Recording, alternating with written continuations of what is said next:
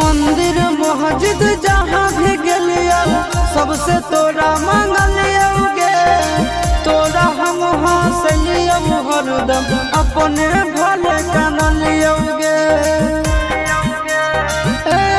जहाँ मंदिर मस्जिद जहाँ भी गेलियो सबसे तोरा मांगलियोगे।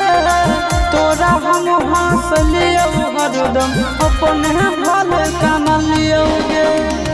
तोर किस्मत खुलतौ, तोर किस्मत खुलतौ, जरतौ हमर भगिया गे।